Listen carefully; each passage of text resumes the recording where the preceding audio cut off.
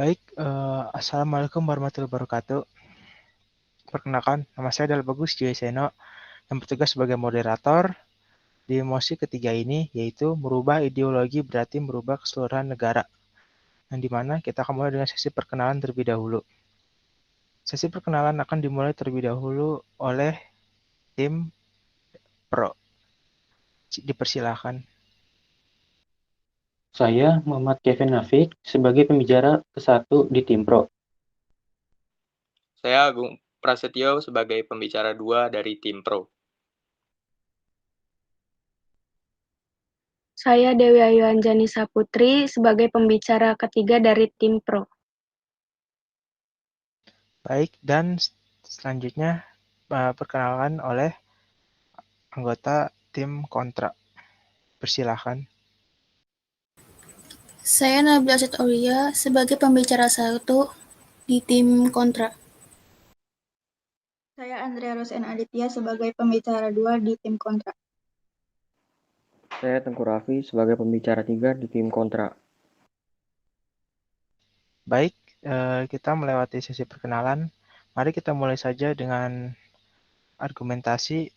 Kita mulai dari tim Pro terlebih dahulu oleh pembicara 1. Dipersilakan. Ya, terima kasih moderator atas waktunya. Saya sebagai pembicara ke-1 di tim Pro mengenai mosi yang akan kita bahas, yaitu merubah ideologi berarti merubah keseluruhan suatu negara. Yang pertama, saya akan menjelaskan apa itu ideologi. Ideologi adalah kumpulan ide atau gagasan yang sistematis untuk mengatur suatu kelompok dalam bidang kehidupan. Kami setuju kepada mosi ini karena jika ideologi dirubah, maka otomatis gagasan atau landasan yang mengatur suatu sistem dari negara tersebut akan ikut berubah, yang akibatnya akan merubah keseluruhan dari suatu negara tersebut. Contohnya di dalam aspek agama. Indonesia sekarang menggunakan ideologi Pancasila, yang dimana ideologi tersebut menjunjung tinggi ketuhanan dan bebas untuk memilih agamanya sendiri. Di ideologi ini, agama harus menjiwai dalam kehidupan bermasyarakat, berbangsa, dan bernegara. Jika ideologi negara Indonesia diganti dengan ideologi komunisme, maka negara Indonesia akan menjadi negara anti-agama dan tidak mempercayai adanya Tuhan. Agama hanya akan dianggap sebagai candu masyarakat saja. Lalu, contoh kedua, di aspek ekonomi. Di ideologi Pancasila, peran negara ada untuk tidak terjadi monopoli yang terjadi untuk merugikan rakyat, tetapi bertujuan untuk mensejahterakan rakyat. Jika ideologi diganti menggunakan ideologi komunisme, maka peran negara akan dominan, menerapkan ekonomi etatisme, demi kolektif berarti demi negara, monopoli untuk negara. Sekian dari saya, terima kasih. Baik, makasih atas pendapatnya. Mari kita dengarkan sanggahan dari tim kontra, yaitu pembicara yang pertama. Dipersilahkan. Terima kasih moderator telah memberikan saya kesempatan untuk berbicara. Saya yang kurang setuju apa yang dikatakan pembicara 1 tentang contoh kedua, yaitu Pancasila. Karena beberapa pihak ada yang berpendapat bahwa Pancasila tidak seharusnya dianggap sebagai ideologi. Seperti terlihat pada pendapat Okokam, Armahedi Mazhar, Gari Nugroho, dan Frans Magni Suseno. Salah satunya Armahedi Mazhar yang melihat Pancasila sebagai ideologi, menyebabkan monointerpretasi terhadap Pancasila oleh penguasa. Sementara Garin menilai bahwa Pancasila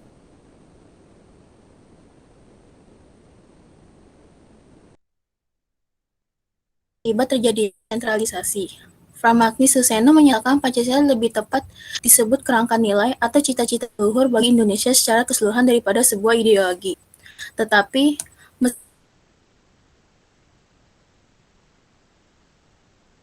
sebagian dari isi kesadaran ideologi, sebuah bangsa tidak bisa disamakan dengan isi kesadaran dalam bentuk rumusan ideologi formal. Karena ada pemikiran dan aktivitas lain yang berkembang dalam masyarakat seperti nampak pada ideologi informal.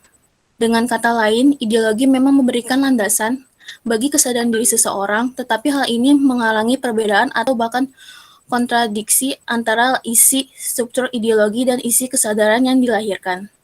Dengan demikian, merubah ideologi tidak merubah keseluruhan suatu negara. Mungkin ada penilaian yang sederhana mengenai jenis elemen yang menentukan identitas nasional, karena memang ada keragaman baik antara kebudayaan maupun dalam kebudayaan. Karena itu pula identitas nasional dapat berubah tetapi tidak merubah keseluruhannya. Sekian dan terima kasih. Baik, terima kasih atas argumentasinya. Mari kita dengarkan pendapat dari tim Pro. Dipersilakan oleh pembicara kedua. Oke, terima kasih untuk moderator atas pemberian waktunya. Saya, pembicara kedua dari tim Pro, ingin menegaskan ulang pernyataan dari saudara Kevin bahwa jika ideologi negara Indonesia ini dirubah, maka seluruh tatanan sistem baik dari segi politik maupun dari segi ekonomi, sosial dan budaya juga akan berubah. Dikarenakan Pancasila sebagai ideologi bangsa Indonesia menjadi sebuah acuan dalam bermasyarakat, berbangsa dan bernegara, di mana di dalamnya terkandung dimensi teologis yang menempatkan eksistensi Tuhan, yaitu Sang Pencipta yang Maha Esa, menjadi sumber inspirasi, dasar-dasar filosofis kehidupan bernegara yang diletakkan sebagai kekuatan potensi akal manusia secara kolektif.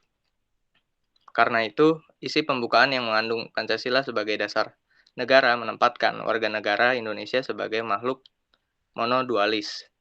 Hal itu merupakan suatu pemikiran yang menempatkan manusia sebagai makhluk Tuhan sekaligus makhluk sosial. Atas dasar filosofis seperti itu, masyarakat Indonesia menolak ajaran manusia sebagai zoon politikon atau homo economicus. Semata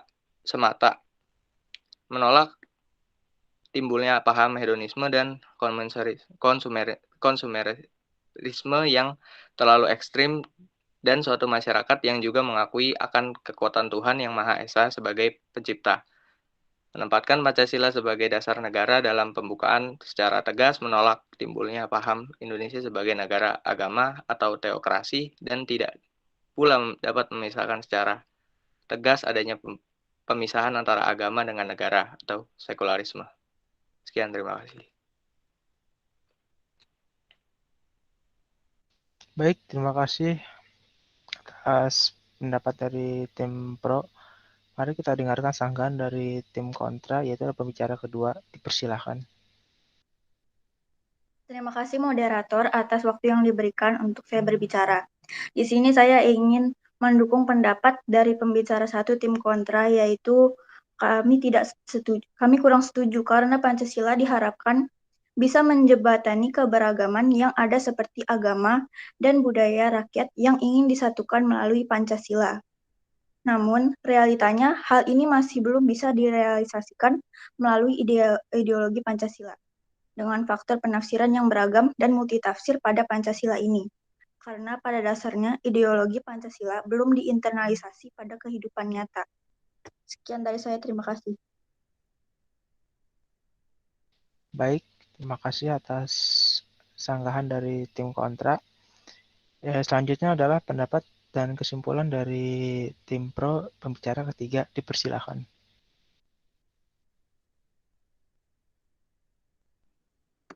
Baik, terima kasih atas waktu yang telah diberikan. Saya akan memberikan kesimpulan dari argumen tim kami. Ideologi adalah kumpulan ide atau gagasan yang sistematis, mengatur suatu kelompok dalam bidang kehidupan. Kami setuju pada mosi ini karena jika ideologi dirubah, maka otomatis gagasan yang mengatur suatu sistem dari negara tersebut akan ikut berubah.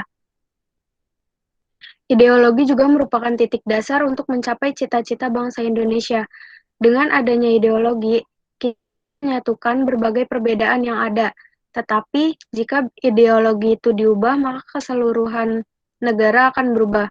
Perlu diingat bahwa Undang-Undang Dasar juga merupakan pelengkap dari ideologi bangsa Indonesia. Jika ideologi itu diubah, maka kemungkinan besar seluruh peraturan yang sudah ada di Undang-Undang Dasar akan ikut berubah bersamaan dengan berubahnya sistem atau bentuk dari negara itu sendiri.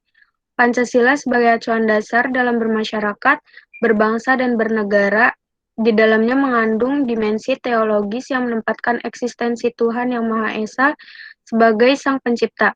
Sila pertama yaitu ketuhanan Yang Maha Esa menjadi sumber inspirasi bagi sila persatuan, kemanusiaan, kerakyatan, dan keadilan. Oleh karena itu, Pancasila sebagai ideologi negara ini sangatlah berpengaruh terhadap perubahan Indonesia. Sekian kesimpulan dari argumen.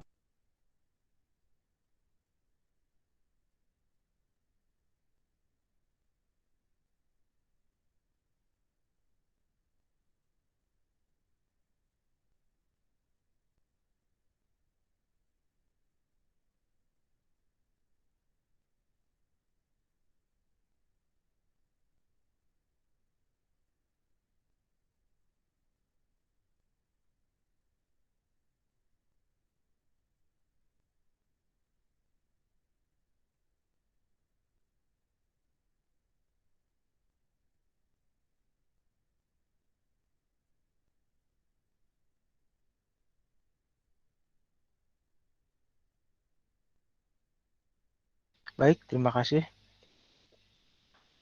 Mari kita dengarkan kesimpulan dan argumentasi dari tim kontra, yaitu pembicara ketiga. Dipersilahkan.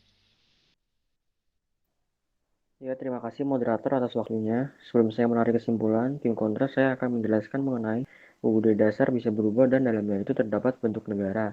Bagi kami kurang setuju karena UUD dasar apabila mau diubah mesti berdasarkan kesepakatan dan kebutuhan warga negara itu sendiri. Kita bisa lihat contohnya Uni Soviet dulunya kan Republik Sosialis, setelah itu dia runtuh akibat komunisme itu sendiri yang membuat negara tersebut terpecah. Salah satu adalah Rusia. Sampai saat ini Rusia juga tetap menggunakan negara yang sama yaitu Republik Sosialis. Jadi mengenai bentuk negara tetap saja tidak terpengaruh terhadap ideologi itu sendiri. Dan itu merupakan kesepakatan rakyat Rusia itu sendiri. Sebenarnya apabila kita ingin mengganti ideologi mesti harus kesepakatan kita bersama. Apakah ingin mengubahnya atau tidak. Kalau ingin mengganti suatu negara itu kemungkinan terbesarnya adalah konflik dari negara tersebut sendiri. Seperti negara Uni Soviet yang dulu ingin menganut ideologi komunisme sampai memaksa kehancuran komunisme ini.